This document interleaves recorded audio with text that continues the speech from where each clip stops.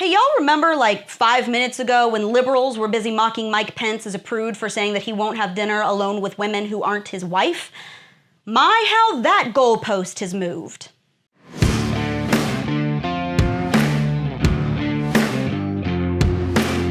Hey guys, welcome back to Reality Check on MRC-TV. I'm Brittany Hughes.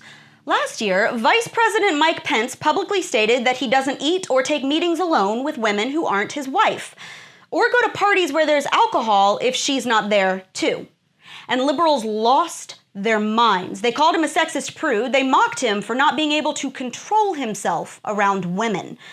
They laughed at him on Saturday Night Live and all of the late night shows. Here's a man who simply respects his wife so much that he wants to avoid the very appearance of impropriety, and they turned his integrity into the butt of their jokes.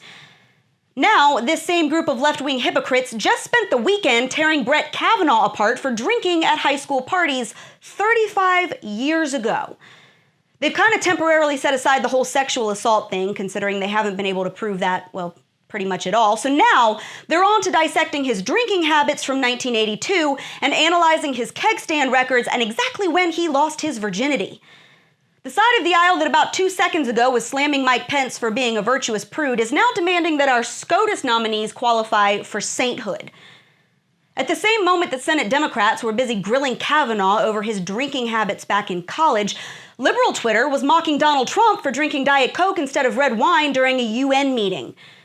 Doesn't matter that the president has repeatedly said he hasn't had a drink since his brother died from alcoholism at 43. Hey, let's make fun of him for it instead.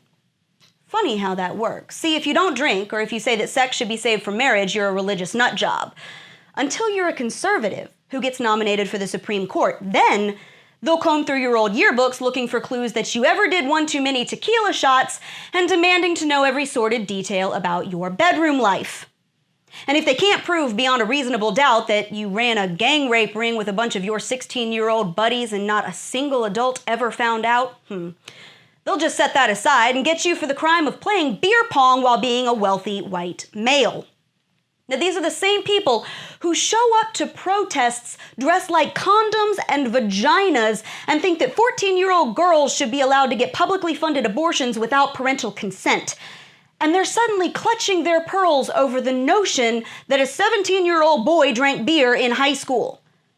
They take every opportunity to slam Judeo-Christian values, and they demand we stop judging everybody, but now they seem to be suggesting that if you've ever been drunk, it's fair to assume that you're also a rapist. Funny when values matter and when they don't. Because for the left, it seems to be whenever they're politically expedient. So on that note, let he among you who's never chugged a natty light cast the first stone. And until then, maybe go crack the Bible you've all suddenly become so fond of. And that's your Reality Check, America. Make sure you subscribe to our YouTube page, like us on Facebook and Twitter, and stay sane out there.